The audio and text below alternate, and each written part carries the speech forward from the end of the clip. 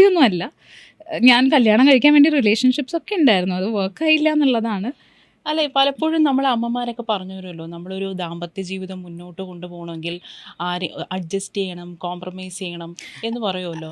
ഈ അഡ്ജസ്റ്റ്മെൻറ്റും കോംപ്രമൈസൊക്കെ ചെയ്യുമ്പോൾ നമ്മളെ വളരെ ഫ്രസ്ട്രേറ്റഡ് ആയിട്ടായിരിക്കും ആ ബന്ധത്തിൽ. അല്ല, അത് അഡ്ജസ്റ്റ്മെന്റ് കോംപ്രമൈസ് എന്നല്ല, അത് നമ്മുടെ ഒരു കംഫർട്ട് സോൺ ഉണ്ടല്ലോ, അത് മനസ്സിലാക്കുക എന്നുള്ളതാണ്. ഇപ്പം എല്ലാ റിലേഷൻ, ഇപ്പോൾ കല്യാണം മാത്രമല്ല, ഇപ്പം നമ്മൾ അമ്മോടാണെങ്കിൽ നമ്മൾ എല്ലാ കാര്യവും അങ്ങോട്ടും ഇങ്ങോട്ടും ഒന്നും ഇഷ്ടപ്പെടില്ല, നമ്മൾ വഴക്കുണ്ടാവും, ഡിസഗ്രിമെൻ്റ് ഒക്കെ ഉണ്ടാവും, അല്ലെങ്കിൽ എൻ്റെ അനിയത്തി ആണെങ്കിലോ ഫ്രണ്ട്സ് ആണെങ്കിലോ ഒക്കെ ഉണ്ടാവും. പക്ഷെ അതിൻ്റെ ഒരു ബാലൻസ് കണ്ടുപിടിക്കാൻ പറ്റുക, നമ്മുടെ ഒരു കംഫർട്ട് സോൺ മനസ്സിലാക്കാൻ പറ്റുക എന്നുള്ളതൊക്കെയാണ് പ്രധാനം. അതല്ലാണ്ട് ഞാൻ ഒട്ടും അഡ്ജസ്റ്റ് ചെയ്യില്ല, എനിക്ക് അങ്ങനെയല്ല. അതിൻ്റെ ഒരു എന്താ പറയുക, നമ്മളുടെ ഒരു വകതിരിവിനനുസരിച്ചിട്ടുള്ള ഇതുണ്ടല്ലോ, അത് അതെ, നോട്ട് എല്ലാ സൈഡിലും വിവേകത്തോടെയുള്ള ഏത് ബന്ധമായാലും കൊണ്ടുപോകാനുള്ള ഒരു മിടുക്ക് എന്നുള്ളതാണ്.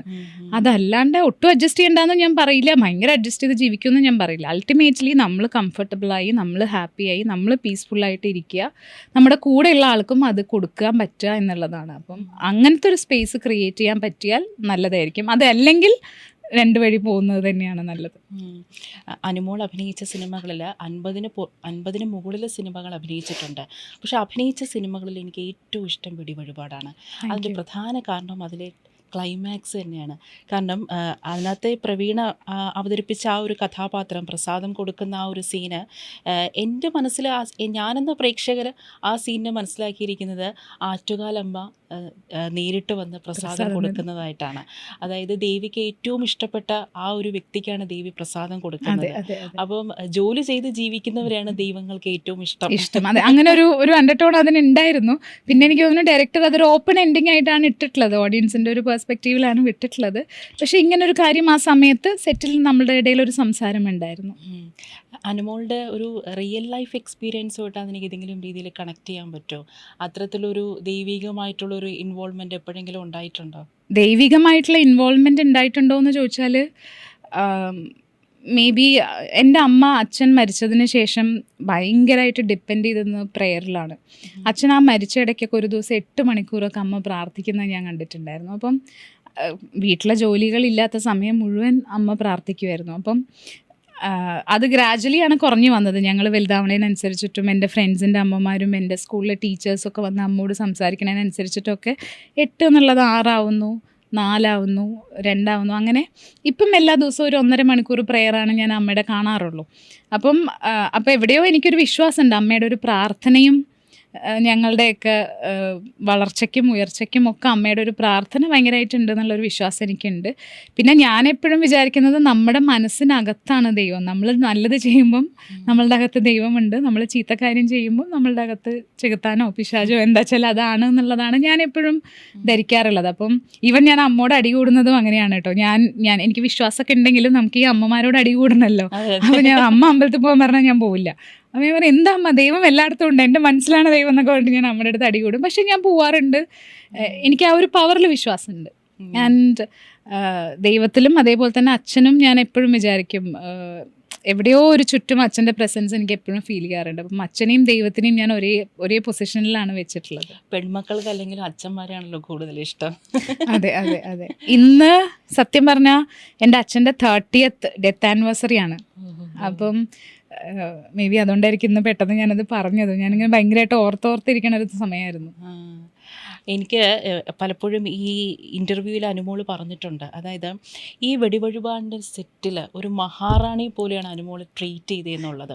സത്യം പറഞ്ഞാൽ നമ്മളുടെ നടിമാരൊക്കെ എപ്പോഴും പരാതിപ്പെടുന്നത് ഈ സെറ്റിൽ അവർ നേരിടുന്ന പ്രതിസന്ധികളെയും ബുദ്ധിമുട്ടുകളെയും അവഗണനയും കുറിച്ചാണ്. അപ്പോഴാണ് അനുമോളുടെ ആ ഇൻ്റർവ്യൂവിൽ വളരെ പോസിറ്റീവായിട്ടുള്ളൊരു നോട്ടായിട്ടാണ് എനിക്ക് തോന്നിയത്. വളരെയധികം നല്ല രീതിയിൽ എനിക്ക് ട്രീറ്റ്മെൻറ്റ് കിട്ടി, മഹാറാണി പോലത്തെ ഒരു ട്രീറ്റ്മെൻറ്റ് കിട്ടി എന്നുള്ളത്. പക്ഷേ എല്ലാ സെറ്റുകളിലും ഇപ്പോൾ നേരത്തെ പറഞ്ഞ പോലെ തന്നെ 50-ന് മുകളിൽ എല്ലാ മനുഷ്യരും ഒരുപോലെയല്ല. ഇപ്പം നമ്മളുടെ ലോകത്തെടുത്ത് നോക്കിയാലും ഈ സ്റ്റുഡിയോയിലെടുത്ത് നോക്കിയാലും ഇവിടെ 10 ആൾക്കും 10 സ്വഭാവമാണ്. അപ്പം അതുകൊണ്ട് നമുക്ക് ഒരു സ്ഥലത്തൊരു മോശം നടന്നു എന്ന് വിചാരിച്ചാൽ എല്ലാവരും മോശമാണെന്നും പറയാൻ പറ്റില്ല. ഇവിടെ നല്ലത് നടക്കുന്നതുകൊണ്ട് എല്ലാവരും നല്ലതെന്നും പറയാൻ പറ്റില്ല.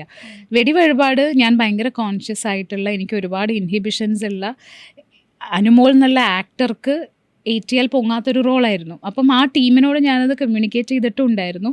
പക്ഷെ അവർ ട്രൈ ചെയ്ത് നോക്കാം എന്നുള്ള രീതിയിലാണ് നമ്മൾ ആ പ്രോജക്റ്റ് ചെയ്യുന്നത്. അപ്പം അവിടെ ചെന്ന് കഴിയുമ്പം ഈ എല്ലാ മനുഷ്യരും എനിക്ക് തന്നിട്ടുള്ള ഒരു സപ്പോർട്ടും എനർജിയും മോട്ടിവേഷനും എൻകറേജ്മെൻറ്റും ഒക്കെയാണ് സുമിത്ര എന്നുള്ളൊരു ക്യാരക്ടർ.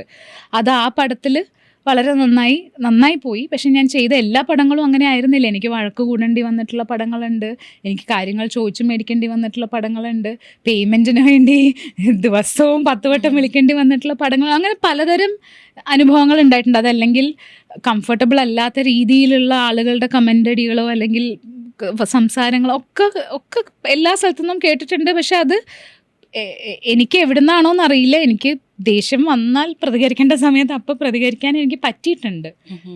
അല്ല, അതാണിപ്പോൾ കംഫർട്ടബിൾ അല്ലാത്ത ആൾക്കാരിൽ നിന്ന് ഇത്തരത്തിലുള്ള സംസാരങ്ങൾ വരുമ്പോൾ ഉണ്ടല്ലോ, ഞാൻ മാക്സിമം എൻ്റെ ഒരു സ്വഭാവം വെച്ചിട്ട് ഞാൻ മാറിപ്പോവാണ് ചെയ്യാറ്. മാറിപ്പോവുക ഇൻ ദ സെൻസ്, ഞാനൊരു പ്രോജക്റ്റ് സെലക്ട് ചെയ്യുമ്പോഴും ഞാൻ ഒരുപാട് ആലോചിച്ചിട്ട് എൻ്റെ കംഫർട്ടിന് പ്രധാനം. എനിക്കെപ്പോഴും ഒരു കൺഫ്യൂഷനാണ്, നമ്മളുടെ കംഫർട്ട് സോൺ ബ്രേക്ക് ചെയ്തിട്ടാണോ നമ്മൾ വർക്ക് ചെയ്യേണ്ടത്, കംഫർട്ടിൽ നിന്നാണോ വർക്ക് ചെയ്യേണ്ടത് എന്നുള്ളത് എൻ്റെ ഉള്ളിലൊരു കോൺഫ്ലിക്റ്റാണ് എല്ലാ കാലത്തും.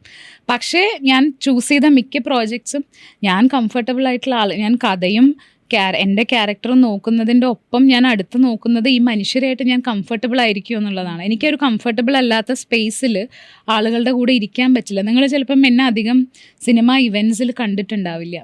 സിനിമ ഇവൻറ്റ്സിൽ ഞാൻ അധികം പോവാത്തത് എനിക്കവിടെ എല്ലാവരുമായിട്ട് ഞാൻ ചിലപ്പോൾ കംഫർട്ടബിൾ ആയിരിക്കില്ല. കംഫർട്ടബിൾ അല്ലാത്ത ആളെ കണ്ടാൽ എൻ്റെ മുഖവും എൻ്റെ എനർജിയും എൻ്റെ ഭാവവും എല്ലാം മാറും.